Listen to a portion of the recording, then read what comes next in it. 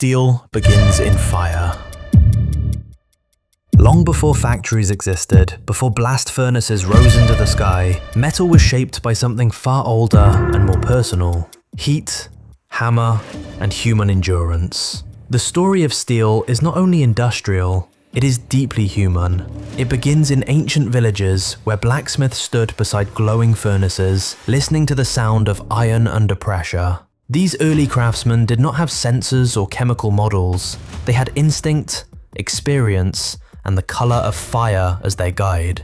In the ancient world, metallurgy was not a science written in textbooks. It was knowledge passed from hand to hand, generation to generation. The first metal workers learned that stone could be transformed. The earth itself contained hidden strength. Iron ore looked like ordinary rock, yet inside, it was the potential for tools, weapons, and structural power.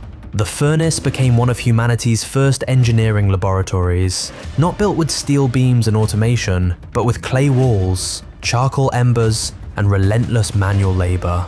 This episode of Engineering Then and Now explores that evolution, from the earliest smelting fires to the modern steel plants that shape the world today.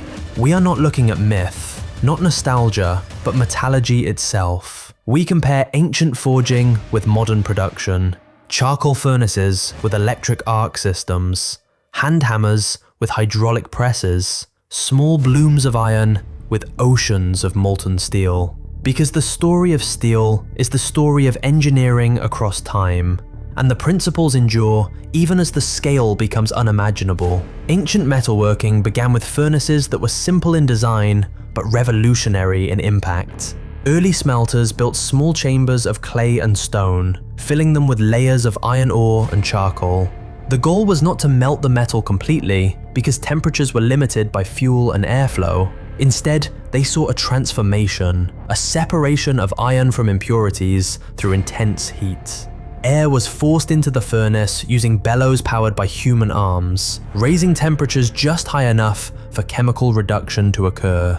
The result of this early process was not liquid steel, not the flowing molten material of modern industry. It was a rough, spongy mass known as a bloom, a mixture of iron and slag trapped together. Blacksmiths extracted this bloom while it was still hot, then began the long refining process through repeated reheating and hammering. Each strike drove out impurities, compacting the metal into something stronger and more consistent. The hammer was not only a tool of shaping, it was a tool of purification.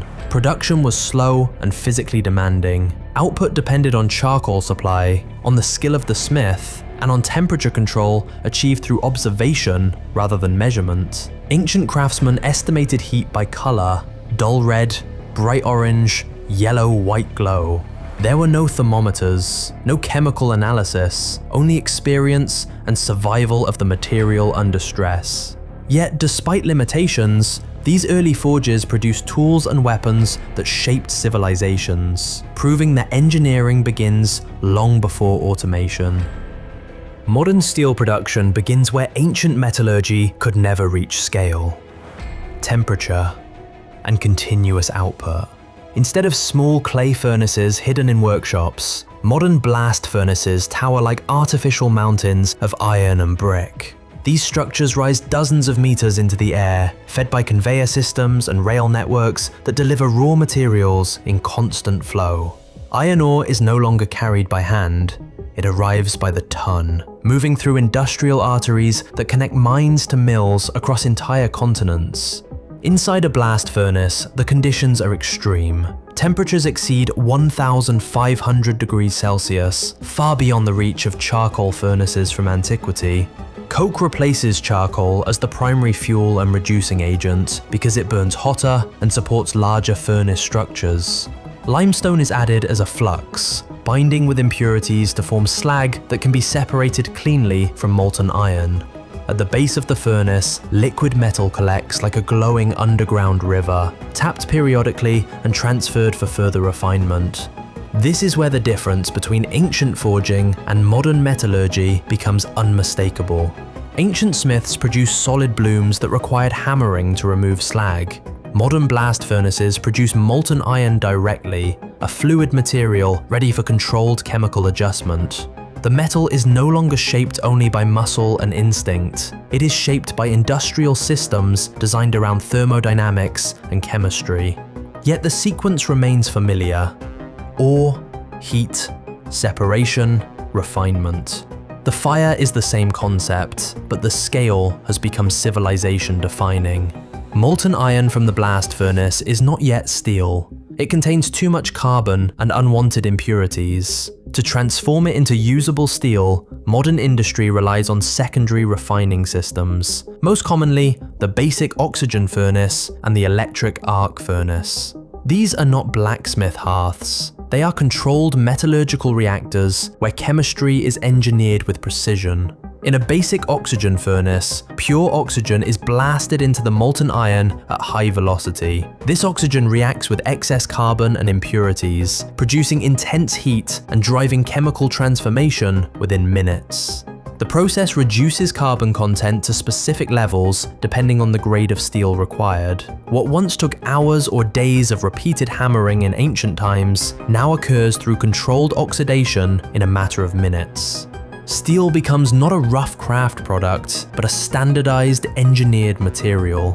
Electric arc furnaces represent another evolution. Instead of relying primarily on ore, they often recycle scrap steel, melting it using powerful electrical arcs that generate extreme temperatures. This method allows flexibility in production and reduces dependence on raw mining. Modern metallurgy, therefore, becomes both industrial and circular, reshaping old steel into new structures repeatedly. Ancient smiths could never imagine steel as something endlessly recyclable on a global scale, yet the same principle remains. Heat transforms matter. Once refined steel exists not as a finished object, but as a molten resource, it must be shaped into forms that industry can use. This is where continuous casting systems redefine metallurgy. Instead of pouring steel into small molds like ancient ingots, modern plants guide molten steel through cooled casting machines that solidify it into endless streams of material. Slabs, billets, and blooms emerge like manufactured rivers of metal. Continuous casting is one of the greatest engineering shifts in steel history. It reduces waste, increases speed, and produces uniform structural quality. Ancient metalworking required constant reheating and manual shaping. Each piece varied depending on the smith's strength and timing. Modern casting produces steel with consistency measured to fractions of a millimeter. Sensors monitor temperature and surface defects in real time, ensuring repeatable output across thousands of tons. From casting, the steel enters rolling mills, enormous mechanical systems that compress and stretch the metal into beams, sheets, rails, and coils. Hydraulic pressure replaces the hammer strike, applying force evenly across entire lengths of material.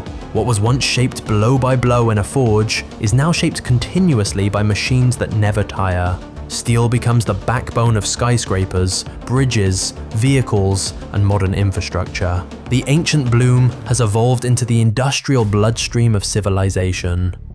Even in the age of blast furnaces and automated rolling mills, forging has not vanished. The hammer may no longer be held by a single blacksmith standing beside glowing coals, but the principle of shaping metal through force remains essential. Modern industry still forges steel for the most demanding components on Earth.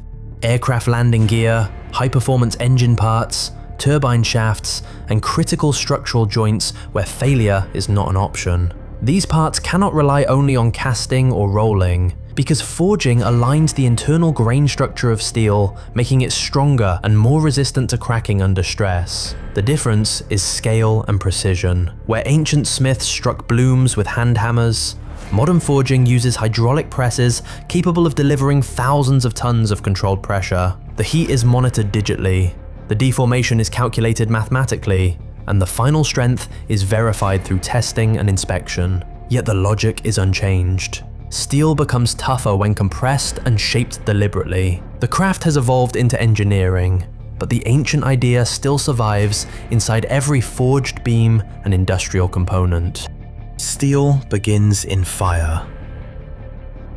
And across history, fire has remained at the constant heart of metallurgy. Ancient civilizations worked with charcoal furnaces and human labor, producing small quantities of iron that shaped tools, weapons, and the foundations of early societies. Their process was slow, dependent on experience and observation, guided by color and instinct rather than measurement. Modern steel production operates at an entirely different scale, with blast furnaces taller than buildings, oxygen refining systems that transform metal in minutes, and continuous casting lines that produce thousands of tons every day. The technology changed, but the physical laws did not. This comparison is not about superiority, it's about evolution. Ancient smiths worked within severe constraints, yet achieved extraordinary results through craftsmanship and persistence. Modern metallurgy relies on chemistry, physics, automation, and global supply chains, producing the steel that holds up skyscrapers, bridges, vehicles, and machines of the modern world. Different tools, different scale, same ambition. Ore becomes metal through heat, refinement, and human understanding of material behavior. Engineering then, engineering now. The fire remains central, only our control over it has grown.